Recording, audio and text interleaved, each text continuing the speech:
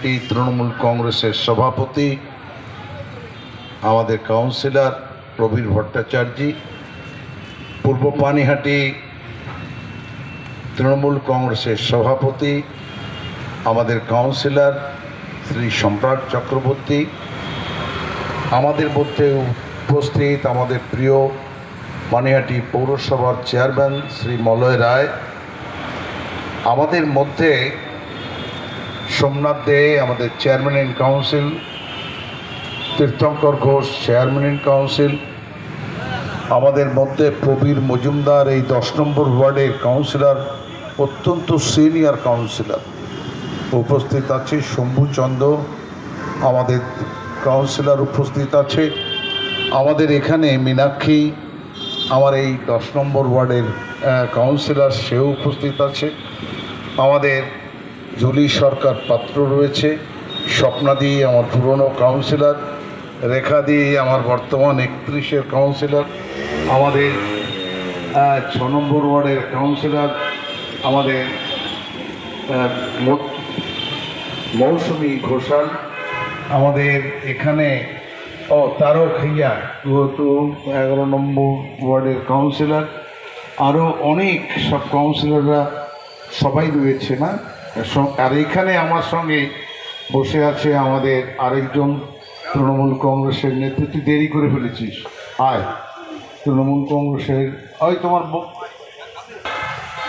আমাদের দলের সিনিয়র নেত্রী, পৌরসভার চেয়ারম্যান ইন কাউন্সিল, আমাদের এখানে দেবযানী। আমি বললাম যে সত্যতা তোমার ঠিকই আছে, আমাদের প্রিয় কাউন্সিলর 24-এর আমার তনুশ্রী খুবই ভালো রাখো, আমাদের আর কাউন্সিলরকে আছে আমার প্রিয় মহিলা নেতৃবৃন্দ, আমার বোনেরা, আমাদের সর্বস্তরের শ্রাবন্তী, হয়তো কথা বলবো সুপার ভালো ভালো থেকো। শ্রাবন্তী ভালো আছে, শ্রাবন্তী ভালো আছে, হ্যাঁ বক্তব্য প্রথমে আসছে আমাদের মায়েরা, আমাদের ভাইরা, আর আগরপাড়ায় আমার কথা যারা শুনছেন তাদের প্রত্যেককে বড়দের নমস্কার, আর সকলকে আজকের এই প্রতিবাদী সভায় আপনাদের আমি শুভেচ্ছা এবং শুভকামনা জানাই। অনেক কথা বলার থাকলেও দেখুন, আজকের দিন মডার্ন সোসাইটি, আধুনিক সমাজ, আপনি যা চান আর আপনি যা না চান, চাওয়া না চাওয়ার মাঝখানে সকালবেলা উঠলেই ভারতবর্ষের প্রধানমন্ত্রীর সমর্থিত সমস্ত টিভিগুলো আপনাকে জল খাওয়ার থেকে শুরু করে দিনের খাওয়া অথবা রাতের ডিনার আপনাকে সবটাই করে দেবে। ঘটনা ঘটেছে আরজি করে 8 তারিখে, 7 তারিখে সে পুরো ডিউটিটা করেছে। 7 তারিখ ডিউটি করার পর 8 তারিখে তার নাইট ডিউটি ধরা হয়। জানেন তো 7 তারিখে যে 10 ঘন্টা 8 ঘন্টা ঘুরে এসেছে ওটাকে টানা ডিউটি বলে। 10টায় ডিউটি স্টার্ট, তারপর রাত 2টোয় আমাদের ডাক্তার বন্ধুদের সঙ্গে তার খাওয়া দাওয়া, যা ঘটেছে তা আপনাদের সকলে জানা। এই মর্মান্তিক ঘটনা এবং খুব এই শোনার পর আমরা যারা পানিহাটি সত্যি থাকি, আমারও তো কিছু কন্যা আছে, ভাবলাম আরেকটু আগে আরেকটু আগে যাওয়া। সেদিনকে আমাদের প্রাথমিক আমাদের নেতা কাউন্সিলর তার ওখানে আগুন বিপ্লব, 9ই আগস্ট ভারত ছাড়ো, ইংরেজ ভারত ছাড়ো, ডু অর ডাই, নেতাজি বলেছিলেন, give me blood, I will give you freedom. রক্ত দাও, আমি তোমাকে স্বাধীনতা দেব, ব্রিটিশকে বেড়ে তাড়িয়ে দেবো ভারতবর্ষ থেকে। আর মহাত্মা গান্ধী বলেছিলেন, যদি স্বাধীনতা চাও, যদি তুমি পুরুষ হও, যদি তোমার মানসিকতা থাকে, তোমার মধ্যে যদি শক্তি থাকে, তোমার মধ্যে যদি সততা থাকে, তোমার মধ্যে যদি নিষ্ঠা থাকে, তুমি যদি স্বাধীনতাকে আনতে চাও, ডু অর ডাই, হয় স্বাধীনতা নিয়ে এসো, নাহলে মরে এসো, মৃত্যুবরণ করো। সেই দিন আমরা পালন করছিলাম।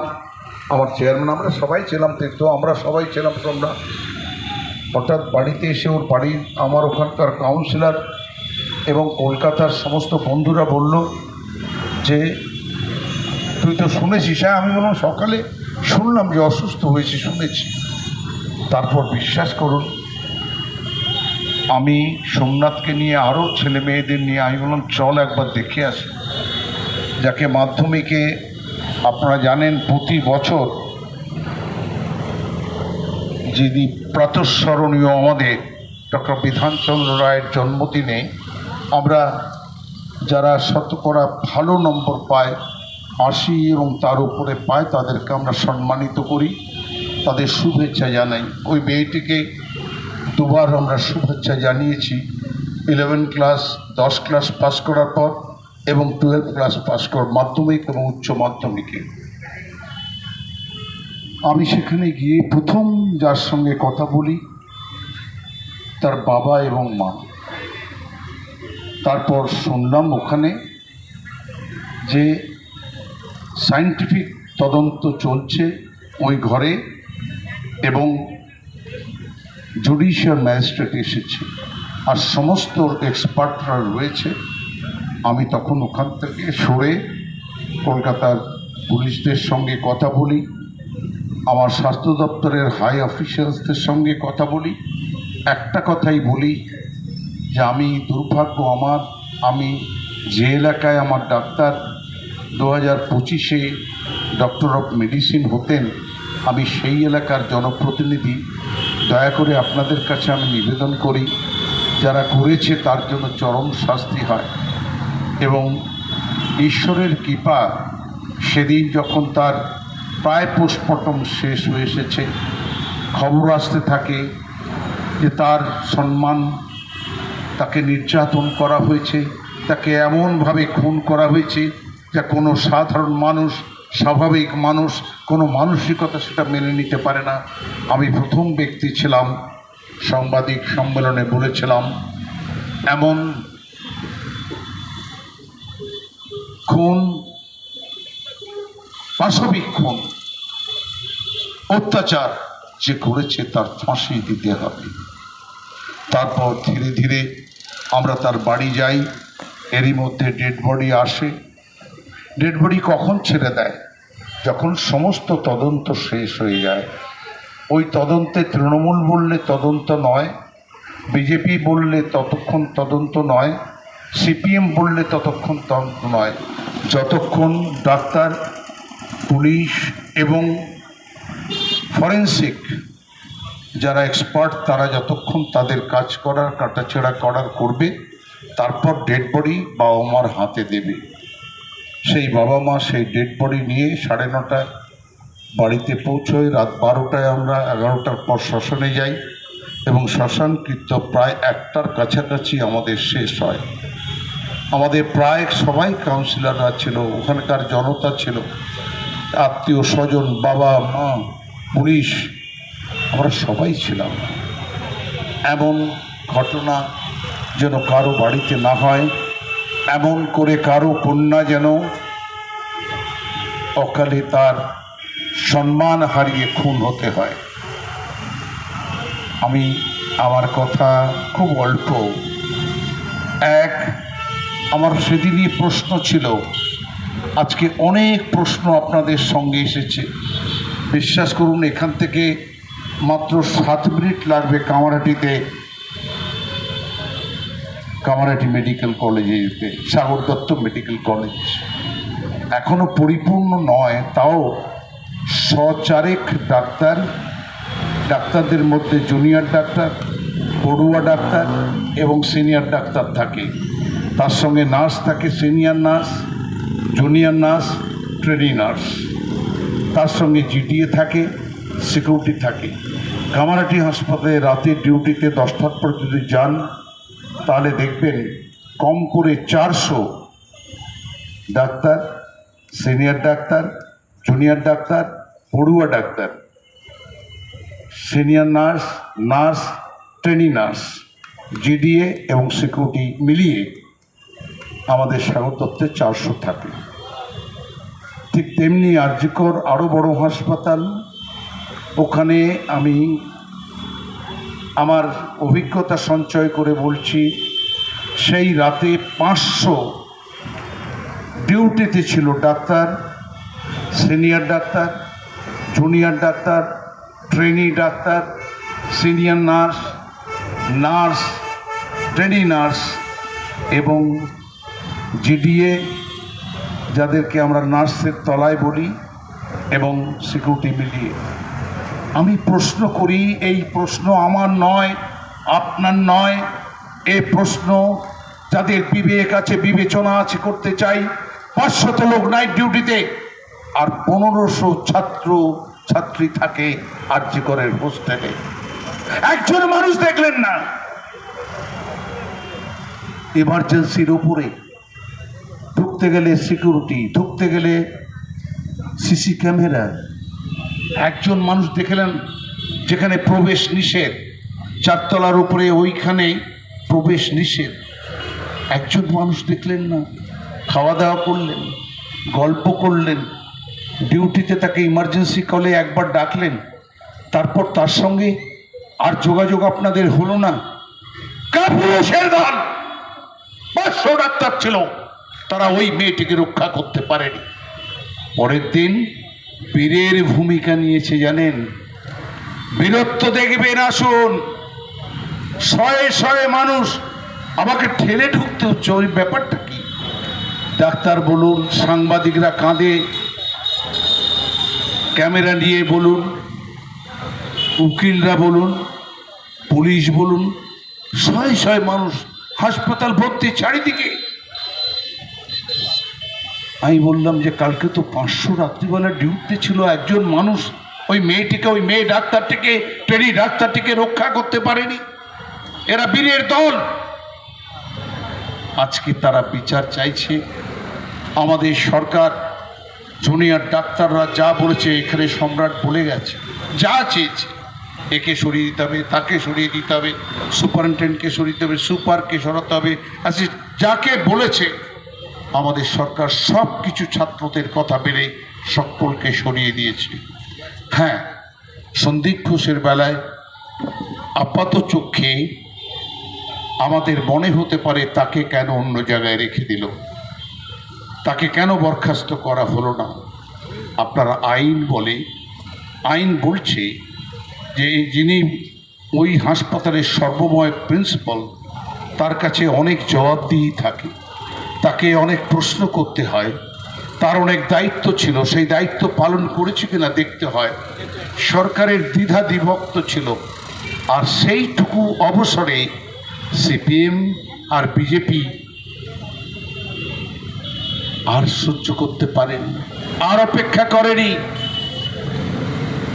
আমাদের নেত্রী, মুখ্যমন্ত্রী, তিনি ওই যখন পোস্টমর্টম হয়নি, ইন্সপেকশন চলছে, পুলিশ ইনকোয়ারি চলছে, জুডিশিয়াল ইনকোয়ারি চলছে, বাবা-মাকে ফোন করেছিলেন মুখ্যমন্ত্রী, বলেছেন আমি আপনার সঙ্গে আছি, আমার সরকার আপনার সঙ্গে আছে। তারপর আমরাও কথা বলার চেষ্টা করি। বিশ্বাস করুন, যে ঘটনা ঘটেছে, এই ঘটনা একজন মহিলা নারী, যিনি ভারতবর্ষের গর্ব, যিনি বাংলার গর্ব, যিনি বাংলার মানুষের মনের কথা, প্রাণের কথা, দাবির কথা, বেঁচে থাকার কথা সারা ভারতবর্ষে উড্ডীন করে তুলে ধরেছে, সেই মমতা ব্যানার্জি তার ব্যথার কথা, বেদনার কথা দুদিন পরে তার বাড়িতে এসেছিল। তাই 12 তারিখে তার বাড়িতে এসেছিল। বিশ্বাস করুন, 11 তারিখ বিকেলে এই বিকেলে দুপুরের দিকে তার বাবা মাকে জড়িয়ে বলে গেছেন, আপনি যদি চান আমি আজকে চলুন আমার সঙ্গে, আমি সিপিআইকে দিয়ে দিই। কারণ সিপিএম বিজেপি চাইছে এই ঘটনা সিবিআইকে দিতে। ওর বাবা মা বলেছিল, আপনি যা করছেন আপনার সঙ্গে আমি আছি, আর যা করছে যারা করতে দিন, আমাকে বিচার দিন, আমার মেয়েটাকে ফিরে পাবো না।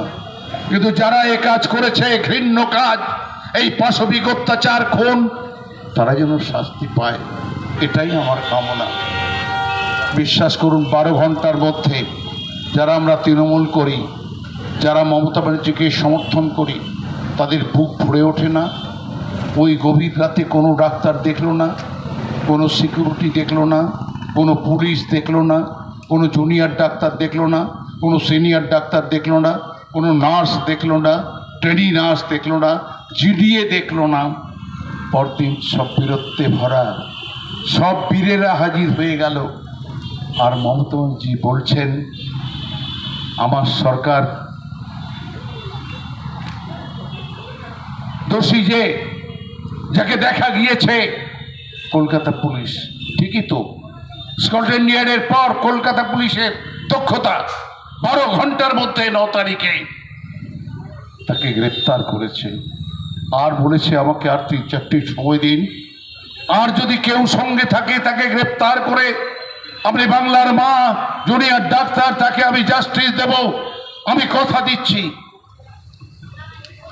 আজকে বিচার চাইছি আপনি, আমি বিচার চাইছি বাবা মা।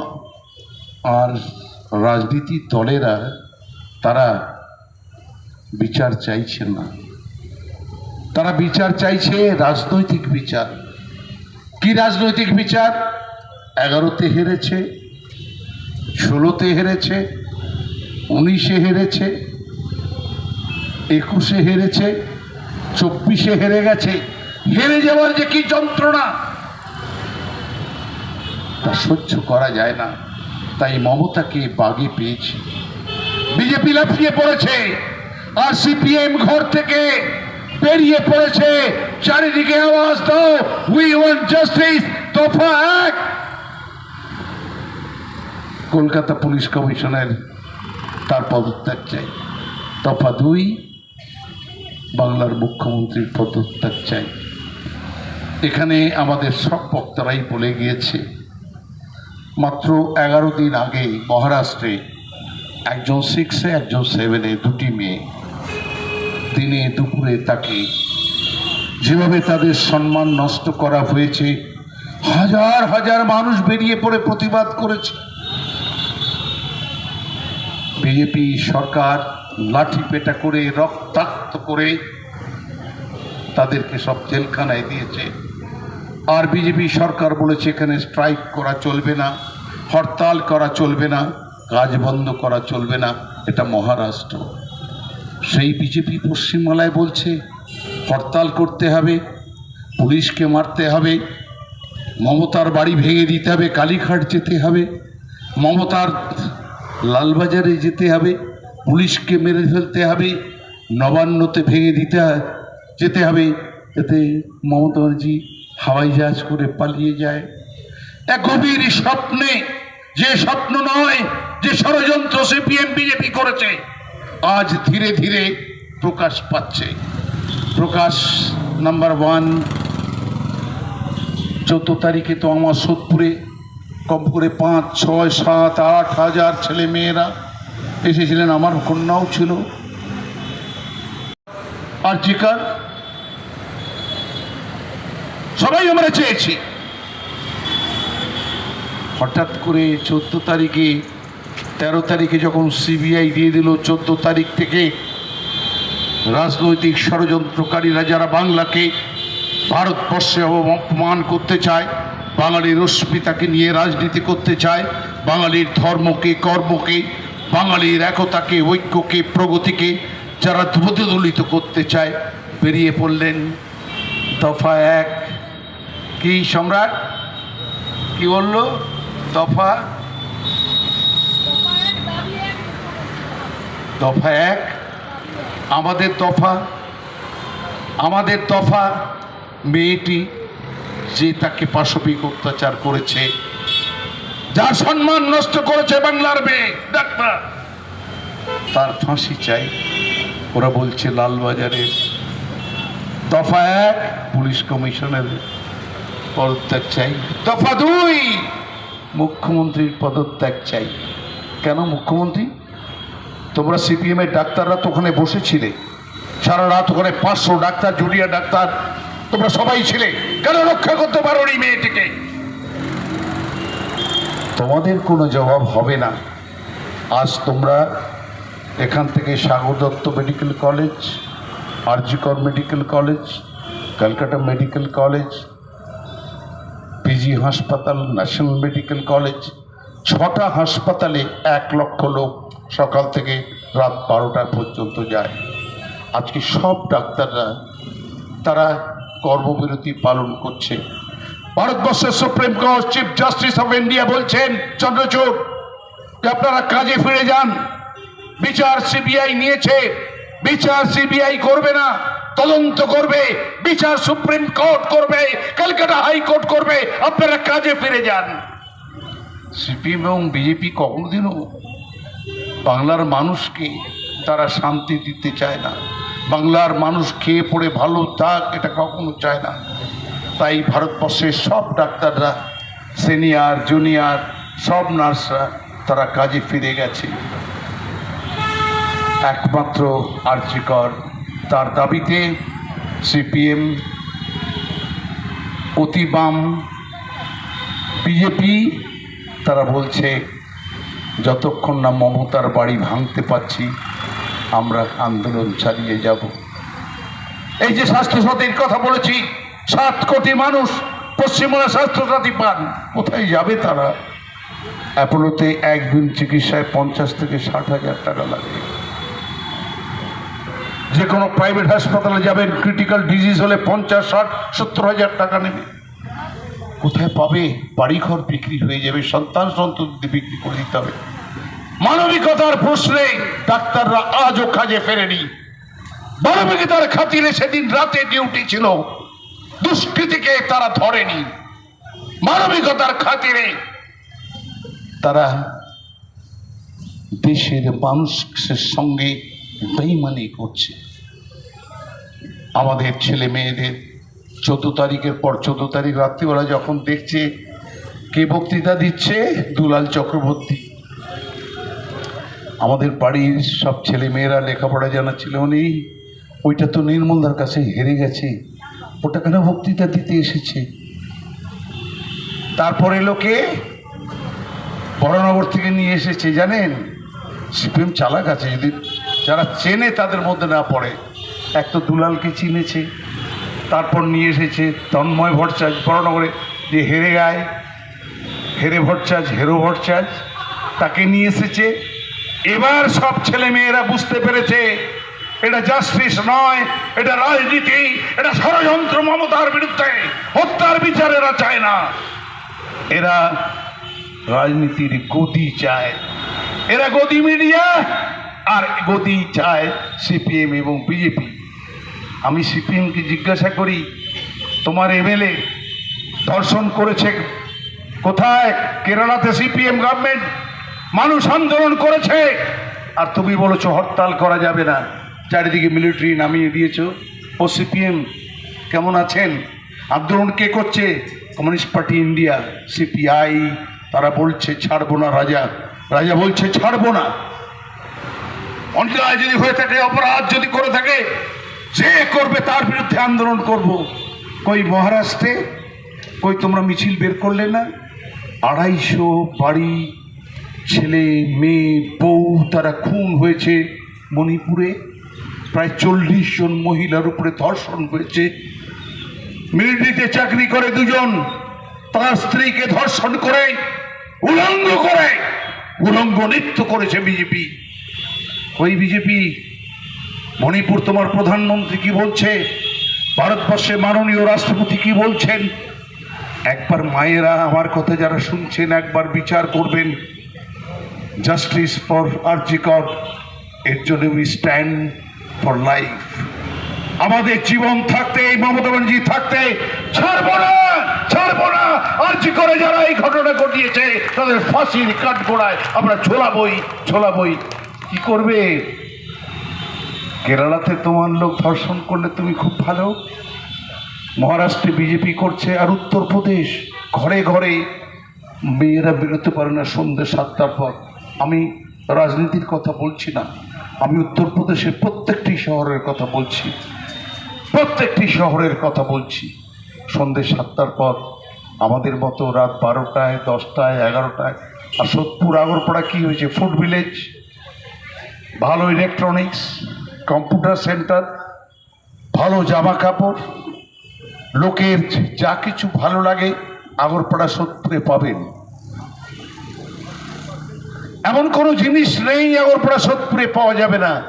পুজো এসেছে, ওই 50, 100, 200 ছেলে মেয়ে আসছে, কখনো লাল জামা, আর লাল জামা দেখলে লোকে বলে ওই সিপিএমআই সেটের বাইরে তারাই দেয়, এখন একটু কালো জামা পরে আসে, যাতে না চিনতে পারে। ওরা এসে 15 মিনিট স্লোগান দেয় আর সোদপুরে ট্রাফিক মোড় বন্ধ করে দেয়, নিজেরাই হাততালি দেয়, নিজেরাই বন্ধ করে। 5000 দোকানদার ভাই বোন এখানে আছে, তারা একবার তো চিন্তা করেনি মহারাষ্ট্রে ধর্ষণ হলে বিজেপি উত্তর দেবে না, তার মুখ্যমন্ত্রীকে পদত্যাগ করতে বলবে না, যোগী আদিত্যনাথকে। সিপিএম তোমার শাসনে কেরালায় মা বোনের সম্মান গেলে, খুন হলে তুমি আন্দোলন করতে দেবে না, তুমি স্ট্রাইক ব্যান করে দিয়েছ, তোমার মুখ্যমন্ত্রীকে পদত্যাগের কথা বলবে না। কিরে সোমনাথ, যাস না? মধ্যপ্রদেশ দ্বিতীয় হাইয়েস্ট, আমাদের বাইরের উপর অত্যাচার খুন হয়। বিজেপির মুখ্যমন্ত্রী তো, সিপিএম এই ব্যাপারটা একটু ভেবে দেখবেন। কেন আপনারা বিজেপির সঙ্গে, আর বিজেপি কেন আপনাদের সঙ্গে? বিজেপি বন্ধ করেছে, আমার প্রায় সব দোকান খোলা, আমি তো 2-3 চক্কর, সব দোকান খোলা। ব্যাংক তো খোলা থাকবেই, ও সেন্ট্রাল গভর্নমেন্টকে ব্যাংকের ছেলেরা মানে না, ওরা জানে আর কিছুদিন মোদি থাকলে সব ব্যাংক আদানি আম্বানিকে দিয়ে দেবে। ব্যাংকের ছেলেরাও আজকাল বুঝতে শিখেছে। আমি সিপিএমকে বলি, ওই তো বিজেপি বন্ধ রাখলো, তারপর গিয়ে নবান্ন অভিযানের নামে যেভাবে বাংলার মান সম্মানকে মিটিয়ে দিল, প্রায় 50 জন পুলিশকে রক্তাক্ত করেছে। পুলিশ বলেছে দাঁড়িয়ে, রক্ত দেব বাংলার শান্তিকে, সেই খেলাকে আমরা মেনটেন করব। পুলিশ রক্ত দিয়ে সেদিনকে নবান্ন অভিযানকে তারা কখনো গুলি চালায়নি। ওরা ডেড বডি চায়, লাশ চায়। ডেড বডি হলে দেখছেন দাদা, ওই দেখেন মাইরে বলাইছে মমতায়, চলেন যাই মমতার বাড়ি ঘিরাও করি। আর মমতা বলছে, বাবা এটা বাংলাদেশ নয়, এটা হিন্দুস্থান, এটা পশ্চিম বাংলা। এখানকার মানুষ লেখায় পড়ায় কৃষ্টিতে সংস্কৃতিতে ভরপুর। এখানকার মানুষ কালোকে কালো বলে, সাদাকে সাদা বলে, তারা তাদের সম্ভ্রম বোঝে, তাদের অধিকার মর্যাদা বোঝে। তাই আমি আমাদের আজকের এই মায়েদের এই মহা জমায়েতে সমস্ত আগরপাড়াবাসী, সমস্ত সোদপুরবাসী যারা আমার কথা শুনছেন তাদেরকে বলি, সিপিএম এখন আর আরজি করের বিচার চায় না।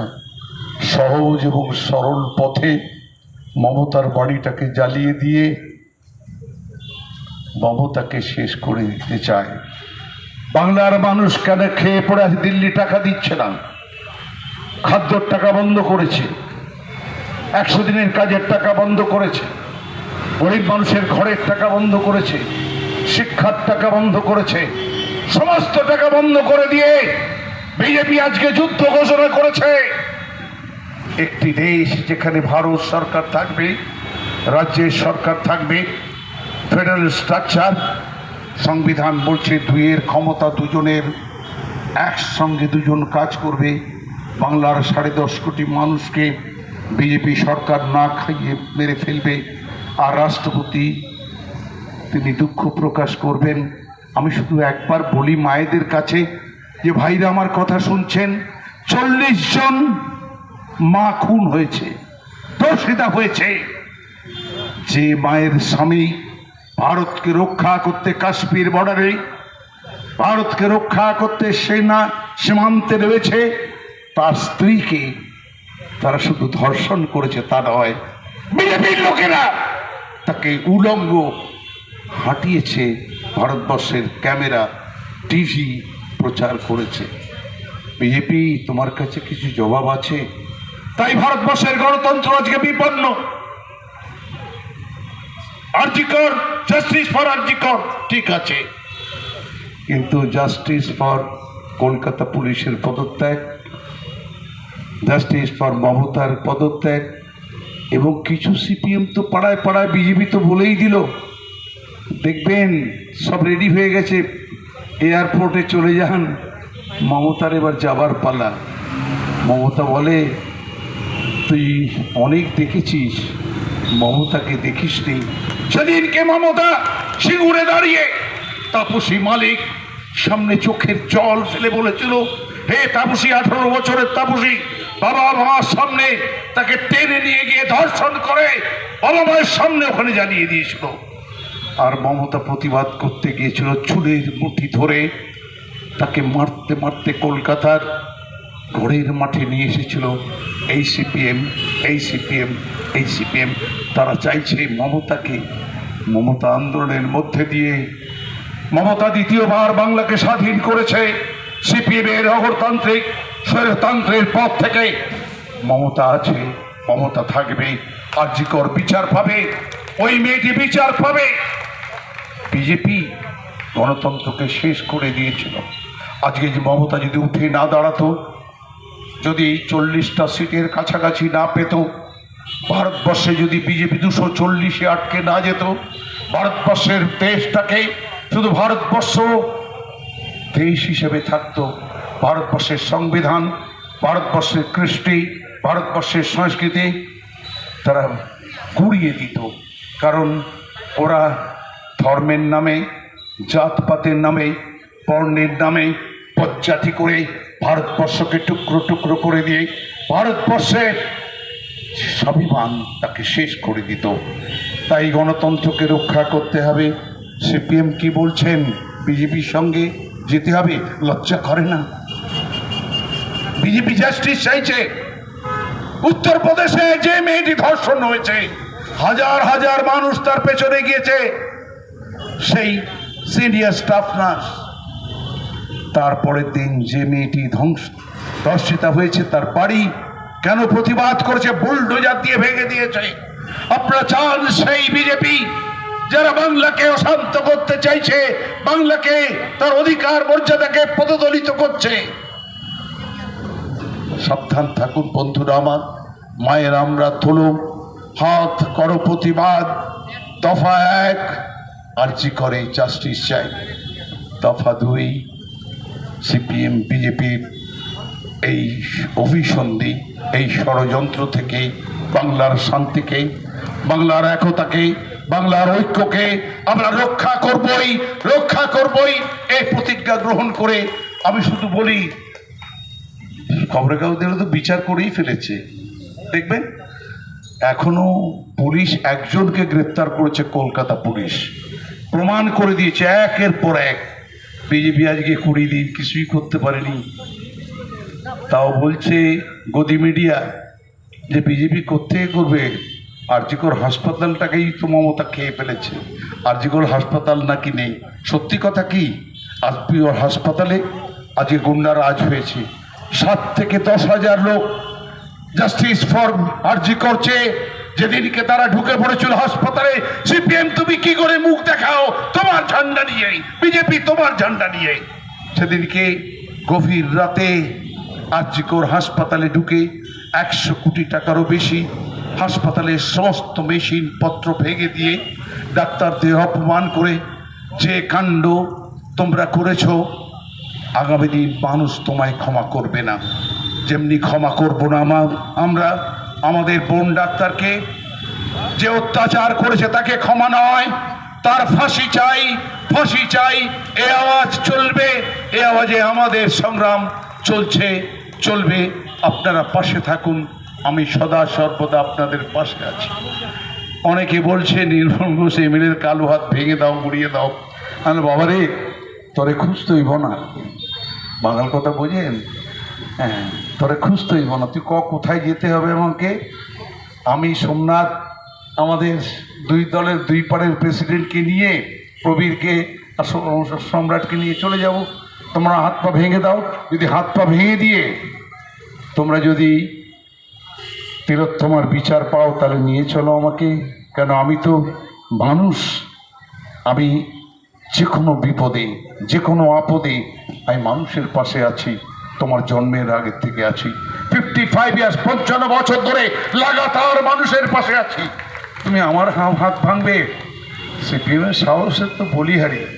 আরেকজন তো ওখানে মেদিনীপুর থেকে বলেছে কাঠ নিয়ে নাকি আমি শ্মশানে বসে আছি। ওর জানেই না যে 72 সালে একটা ইলেকট্রিক চুল্লি আমরা করেছি কংগ্রেস শাসন, আর এখন মমতা আসার পর আরেকটা চুল্লি করেছি। ও জানেই না, ওর তো অভিজ্ঞতাই নেই যেখানে ইলেকট্রিক চুল্লি কাঠের দরকার হয় না। বলে আমি নাকি কাঠ নিয়ে বসে আছি। হ্যাঁ, তো ওকে বলি যে ওরা যত বলছে মানুষ তত বুঝতে পারছে। শুধু খবরের কাগজকে বলি আর মিডিয়া, সব তো গদি মিডিয়া। কার মিডিয়া? আম্বানির মিডিয়া, আদানির মিডিয়া, সুভাষচন্দ্রের মিডিয়া। সমস্ত মালিকরা আজকে এক হয়েছে রাতকে দিন করে দেখাবার জন্যে আর দিনকে রাত করে দেখাবার জন্যে, আর ভারতবর্ষকে ওদের হাতে তুলে দেওয়ার জন্যে। যাদের বিরুদ্ধে আমরা ছোটোবেলা থেকে লড়াই করেছি, টাটা, বিড়লা, গোয়েঙ্কা, আম্বানি, আদানি, সমস্ত ব্যাংক, সমস্ত রাষ্ট্রের সম্পত্তি ওদের হাতে তুলে দেওয়ার চেষ্টা করছে। তাই মিডিয়া কেন মমতা থাকলে এটা পারবে না? বম্বে এয়ারপোর্ট বিক্রি হয়ে গেছে, হায়দ্রাবাদ এয়ারপোর্ট বিক্রি হয়ে গেছে, সমস্ত বড় বড় 6টা এয়ারপোর্ট আম্বানিকে দিয়ে দিয়েছে, আদানিকে দিয়ে দিয়েছে। Kolkata airport Netaji Subhas Chandra Bose international airport দিতে পারেনি। আমার কথা বিশ্বাস করুন, মমতা বলেছে খবরদার আমার কলকাতা নেতাজি ইন্টারন্যাশনাল এয়ারপোর্টে হাত দিলে আমি আপনাদের ছেড়ে কথা বলবো না, আমি মোদিকে ছেড়ে কথা বলবো না। ভয়ের চোটে কলকাতা এয়ারপোর্ট পায়নি। মমতা যেদিন থাকবে না, ওরা চায় কলকাতা এয়ারপোর্টে আদানি চলে আসুক, ব্যাংকগুলো আম্বানি আদানি ভাগ করে নিক। এই কাজ আজকে বিজেপি করতে চাইছে, আর সিপিএম ওই বিজেপির সঙ্গে রাম বাম এক হয়েছে। এরা বিচার চায় না, এরা পশ্চিমবাংলাকে অশান্ত করতে চায়, পশ্চিমবাংলার গরিব মানুষকে এরা বিধ্বস্ত করতে চায়। গরিব মানুষের শত্রু এরা, বড় লোকের বন্ধু এরা। তাই আমি বলছি, আমাদের আন্দোলন চলছে, আমাদের আন্দোলন চলবে।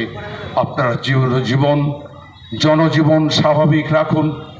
আমি পুলিশকে আমার ব্যক্তিগতভাবে কোনো রকম কিছু বলার নেই, কিন্তু পুলিশ মার খেয়ে দেখুন, সোদপুরে পুলিশের গাড়ি জ্বালিয়েছে, গাড়ি ভেঙেছে, পুলিশকে মেরেছে।